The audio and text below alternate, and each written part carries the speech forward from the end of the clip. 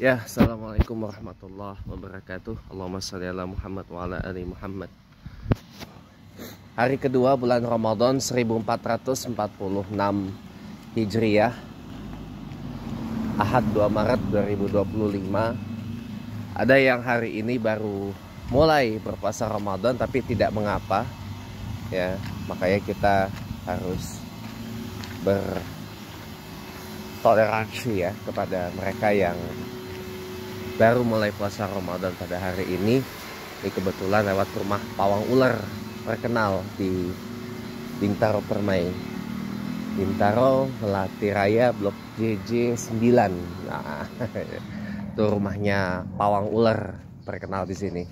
Ya, teman-teman semuanya, Allah SWT berfirman dalam Quran surah Baqarah 185 ayat 185, Syahrul Ramadan allazi unzila fihil Qur'an hudal linnas wal bayyinati minal huda wal furqan.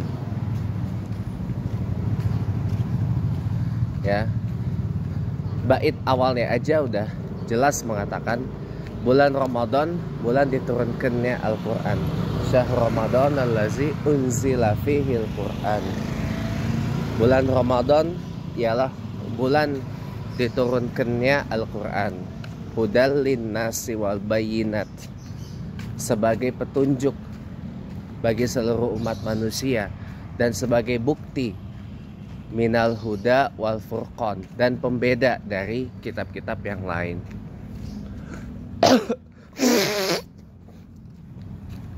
Maka seringkali bulan Ramadan ini kita konotasikan sebagai bulan Al-Quran, Syahrul Quran.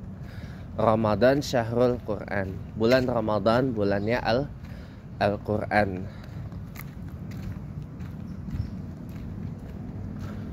Ya, bulan Ramadan bulan Al-Quran.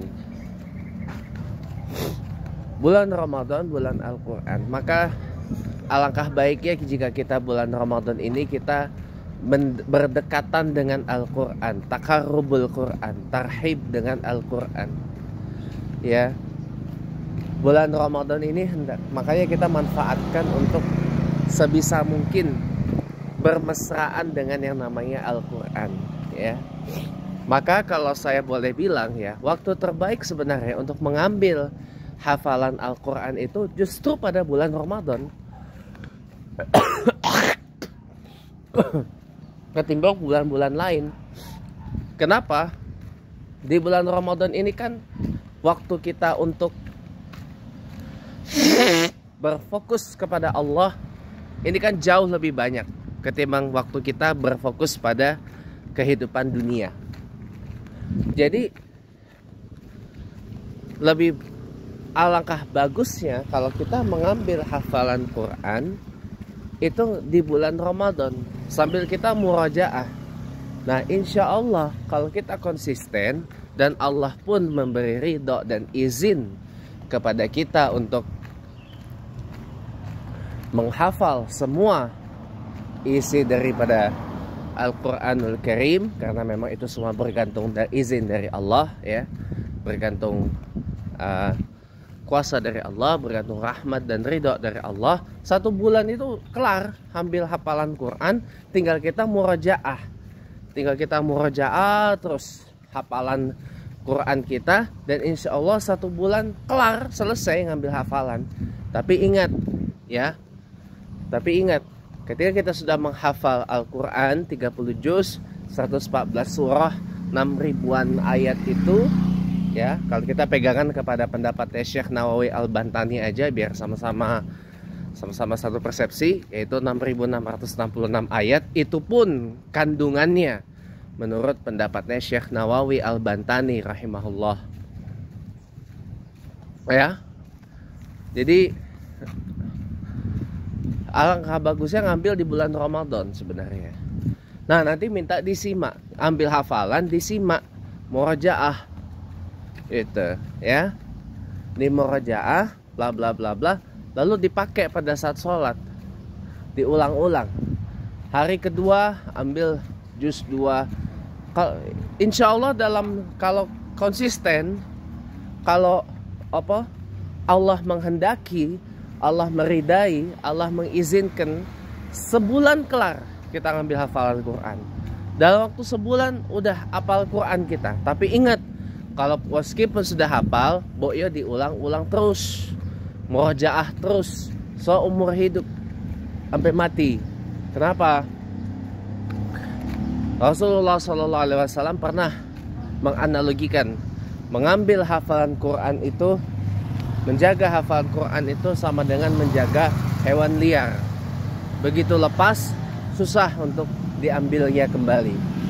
Maka bagaimana cara kita menjaga hafalan Al-Quran itu? Ya dengan kita mengulang-ulang. Dengan kita mengulang-ulang, dan jangan pernah ya kita ambil hafalan Al-Quran itu untuk satu, popularitas. Yang kedua, untuk menyombongkan diri. Yang ketiga, untuk mencari tenar. Empat, untuk perkara-perkara duniawi. Jangan, teman-teman. Tapi niatkan kita untuk hafal Al-Quran, memelihara hafalan Al-Quran kita, menjaga hafalan Al-Quran kita semata-mata lillahi ta'ala. Maka sebenarnya yang momentum bagus untuk ngambil hafalan Quran itu pada bulan Ramadan loh. Karena bisa lebih fokus. Karena kita kan nggak mikir, oh ya, nggak mikir kita mau makan, mau minum pagi-pagi kan. Ya, jadi bagus-bagus ambil hafalan itu pagi dari subuh sampai zuhur atau sampai asar. Lalu kita ulang-ulang, terus kita ulang-ulang sebulan gitu ya. Insya Allah dalam waktu sebulan sudah 30 juz khatam hafalan, tapi di murojaah seumur hidup. Tidak boleh kita tidak memurajaah. Tidak boleh kita nggak mengulang. Nanti hilang hafalan itu. Nah, cara untuk menjaga hafalan Quran itu adalah mengulang-ulang, murojaah. Cara mengulangnya gimana, Pak? Satu, ulangi pada saat kita sholat. Kalau kita sholat berjamaah nih, ngikut orang, ngimam, ya paling nggak kita ulangnya pada saat sholat sunnah. Baik itu sholat sunnah qabliyah maupun sholat sunnah ba'diyah, atau pada saat sholat sunnah tahiyatul masjid. Ya, sholat sunnah menghormati masjid. Nah, kita ulangnya itu di situ. Ya. Kalau kita sholat jemaah, kebetulan kita ngimam, ulangnya itu di situ.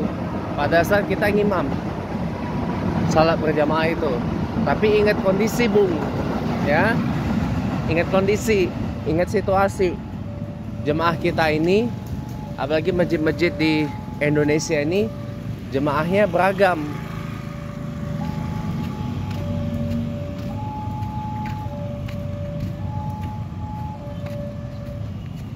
Jemaahnya beragam.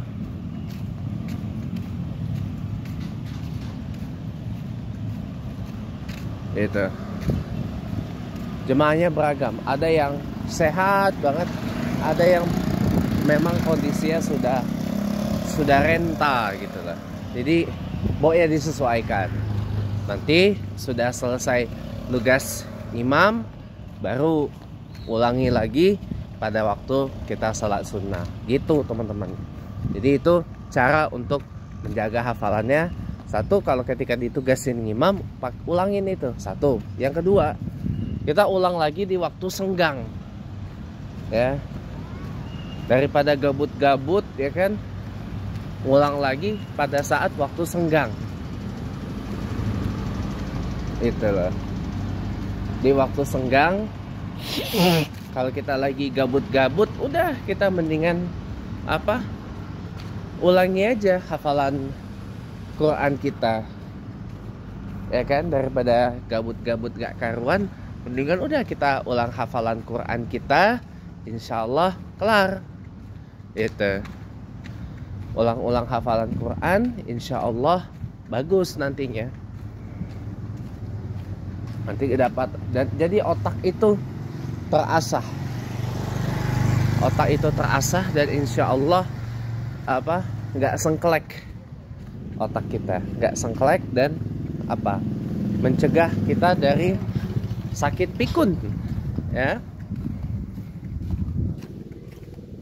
Karena otaknya diasah terus, kemampuan motoriknya, psikomotoriknya diasah terus itu. Jadinya prima, otak itu bekerja dengan prima gitu. Jadi gitu. Mumpung ini momenta yang bagus ya, momentum yang bagus, bulannya bulan Ramadan, bulan Quran, mari kita permuliakan Al-Quran dengan semestinya gitu loh. Paling tidak kalau kita belum ke tahap menghafal Quran, ya paling tidak kita rajin membacanya dulu. Tapi bukan hanya sekedar membacanya saja. Kaji ayat itu maksudnya apa. Kaji, tadaburin mendalam ayat Al-Quran itu, kandungannya apa, maksudnya apa, makna sebenarnya apa. Kaji. Karena 6666 ayat Al-Quran itu semua memiliki makna, semua memiliki arti, semua memiliki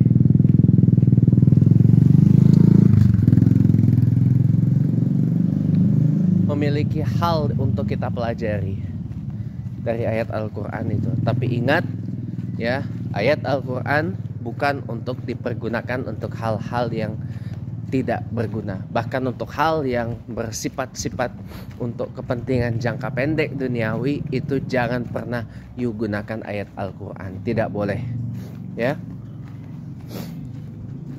Al-Quran memang memandu semuanya, tapi ingat, ayat Al-Quran bukan untuk kepentingan syahwat duniawi jangka pendek ya. Mudah-mudahan bermanfaat. Wassalamualaikum warahmatullahi wabarakatuh, dan terima kasih lah menonton.